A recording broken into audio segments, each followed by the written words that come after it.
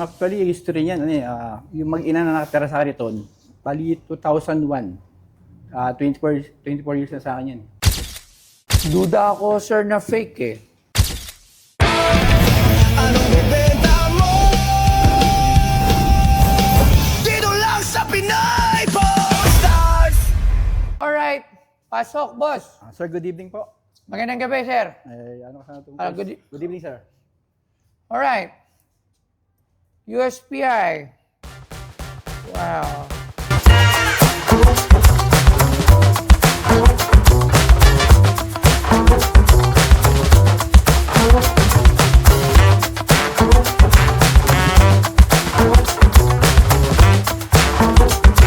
Alam mo ba, ang 1 peso silver coin na ito ay isang mahalagang alaala mula sa unang bahagi ng 1900s na ginawa noong panahon ng pananakop ng Amerika sa Pilipinas.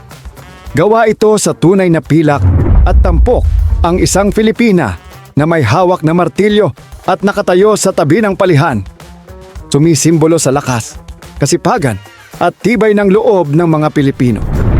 Higit pa sa simpleng pera, ang baryang ito ay nagsasalamin ng isang mahalagang yugto sa kasaysayan ng bansa. Kaya't lubos itong pinahahalagahan ng mga kolektor at mahilig sa kasaysayan hanggang ngayon. At ngayon sa PP Stars, may magbebenta ng makasaysayang 1 peso silver coin. Okay, anong year? Pero dito pa lang sa harapan, ang condition nito ay clean. So, dito po, ang ibig sabihin po ng cleaned ay nilinis or binrush. May kita, ano kayang year to? Uy! 1906. Napanood ko kasi yung video niyo last din, ng vlog niyo. Na 106 din. Kabag ko, parehas to. Kaya di ano rin. 1906 eh, isa sa pinakamahal ng mga coins. Yes, sir. Depende sa condition. Merong mga 300,000, merong 500,000, may 1 million, may 1.5. It depends on the condition ng coins. Yes, sir. Okay, so maraming factor. So ito sa'yo, ang hawak mo ay coin na hindi pa nakaslab or hindi pa graded. Yes, sir. So kung kailangan ng mga ganito, is i-grade, papagrade natin para malaman. Kasi pag nakakuha ka ng ashaya ng mga MS69 or basta mga ganong ano, sobrang mahal ton. So tingnan din lang natin yung tong coins. Kung legit ba. Yes, sir. Yes, sir. So,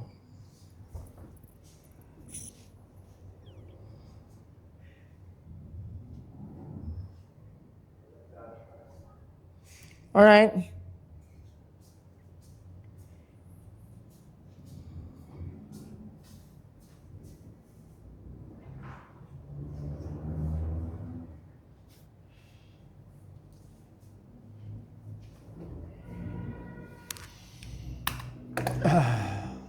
Magkano ito binibenta?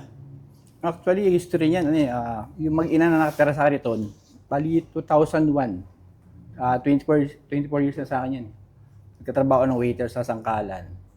Then, siguro, kahit sensitive ako na 1.7, parang kailangan niya yung emergency ng bata, anak niya. Para takot sa hospital. Bigay ko yung 1.5. Parang sagip buhay na lang ng ano ko dyan eh. History sa akin eh. Magkano ito binibenta ngayon? Kahit mga 10, ako yun saan. Magkano? 10K. 10K? Mata mura. Kaya nga, kasi napag-glass niya, 150 na binili mo sa akin. Alright. Pero may issue eh. I'm not sure lang ha. Taga saan kayo, sir? Bali, Fairview, sir.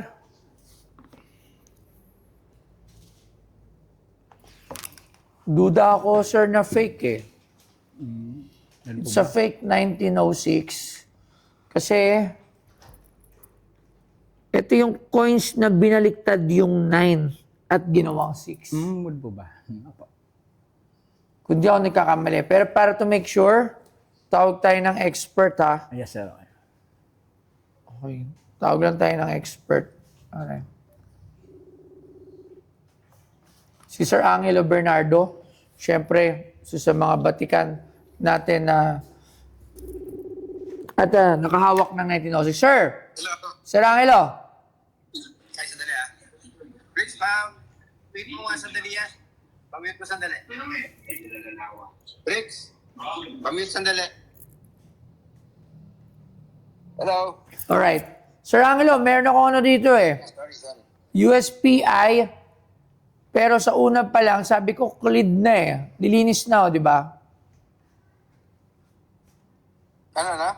Clean. Yung chat. Ano na? Nilinis na? Hindi ba? Teka. Hindi ko makita yung details, sir. Medyo... Send ko ba picture? Pixelize. Send ko picture ha. Habang... Sige.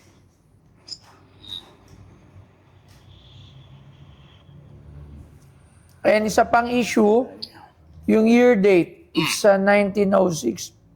Pero, ikaw na sumuri. Check mo din lang. If baka nagkakamali lang ako. Yan, check mo sa picture. Nasend ko na po sa yung picture. Sir, wala pa. Ito. Dali 1906. Oh, pero, check mo nga. No, fake ito. Ha? Fake ito. Fake. No, yung 9 binaliktad, no?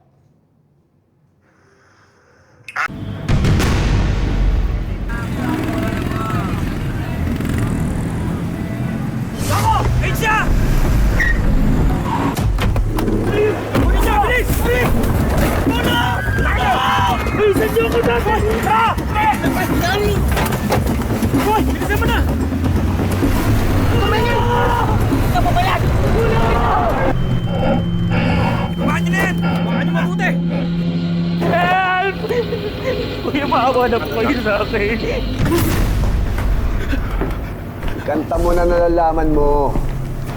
Kuko? Boys, patikimin niyo yan.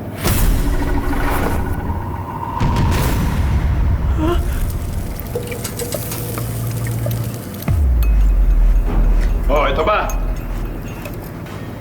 Oh, kape. Wala kayong maririnig sa akin! Wala! Gusto mo talaga maghalo ang puti sa dikolor, ha?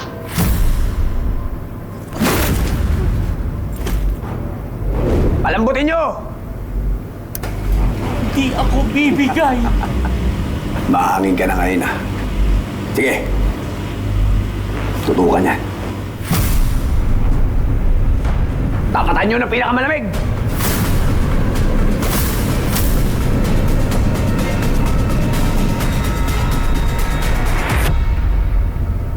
Kakanta ka ba o hindi? Hindi ako kakanta! Alagang astron, alagaan ka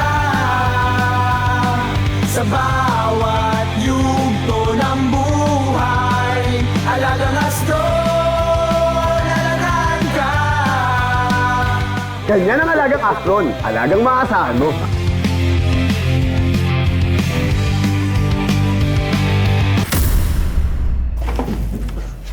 Eto na kasunod, boss.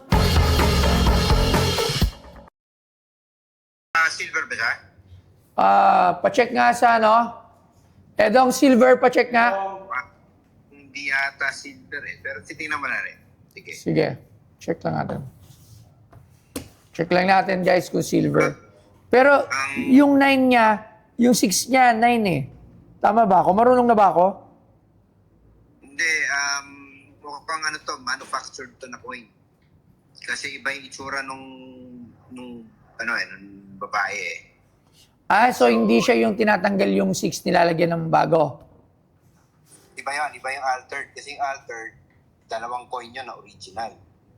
Yung isang original na tinatanggal yung 9 dun sa isang original, tapos dun sa isa, tinatanggal yung 3. Tapos binabaliktad yung 9, ginagawang 6. Iba yon. So hindi to altered. Ang tawag dito ano? Fake talaga. Fake talaga.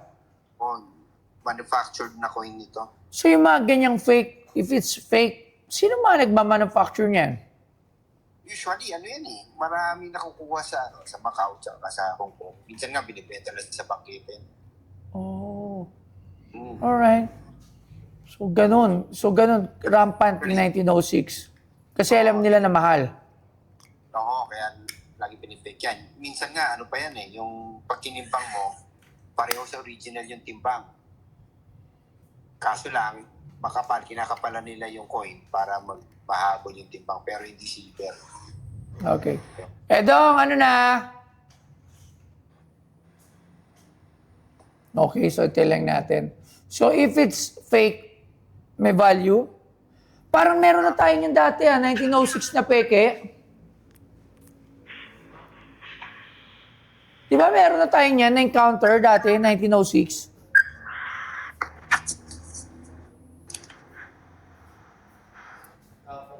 Copper. Copper. Ayan, so there you go. Fake. Fake siya. Yep, fake yan sigurado. Alright. Sige, maraming salamat. Maraming. Pero yung ganito ba binibili? Hindi. For reference. Well, for reference sa individual collector, pero dinidiscourage natin yun kasi minsan, alam mo na, subject to abuse minsan. Okay. Sige. Maraming salamat, Sir Angelo. Thank you very much. Sige.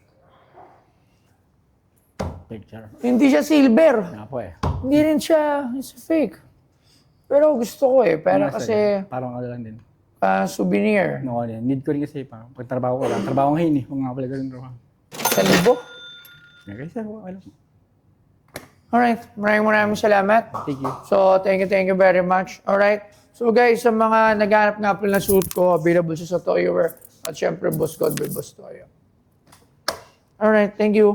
Thank you sa kay Boss Toyo na kahit paano na yung dinala kong items na binili niya po. Maraming salamat po. Anong ibenta mo? Dito lang sa Pinas.